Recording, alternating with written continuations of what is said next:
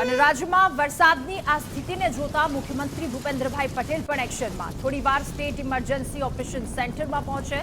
CM જિલ્લા collector અને municipal કમિશનરની સાથે ચર્ચા કરશે તમામ જિલ્લાની સ્થિતિની સીએમ સમીક્ષા કરશે રાજ્યભરની સ્થિતિની સીએમ ભૂપેન્દ્રભાઈ પટેલ ત્યાગ મેળવશે વધુ માહિતી મેળવીશું સંવાદદાતા નિકુંજ જાની આપણી સાથે જોડાયા છે નિકુંજ રાજ્યની પરિસ્થિતિ શું રહેશે આગામી પગલાં શું હશે તેને લઈને સીએમ ભૂપેન્દ્રભાઈ પટેલ ત્યાગ મેળવશે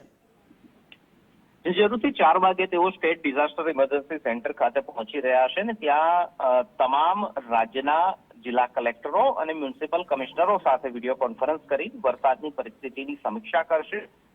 મુખ્યમંત્રી અને સંબંધિત વિભાગના અધિકારીઓ જેમાં મહેસૂલ વિભાગ હવામાન વિભાગ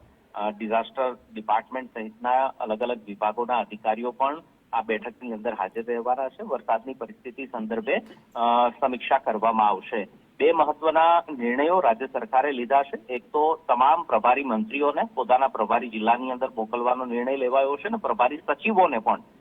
જે તે પ્રભારી જિલ્લાની અંદર મોકલવા માટેનો રાજ્ય સરકારે નિર્ણય લીધો છે આ વચ્ચે મુખ્યમંત્રી સાંજે 4 વાગે સ્ટેટ ડિઝાસ્ટર સેન્ટર ખાતે પહોંચી રહ્યા છે કે જ્યાં વરસાદની પરિસ્થિતિ અને ખાસ કરી હવામાન વિભાગે આગામી 24 કલાક સૌરાષ્ટ્ર કચ્છમાં ભારેથી અતિભારે વરસાદની આગાહી વ્યક્ત કરી છે ત્યારે ત્યાં કયા પ્રકારની સાવચેતીરૂપ પગલાઓ લઈ શકાય તે અંગે પણ આ બેઠકની અંદર સમીક્ષા થશે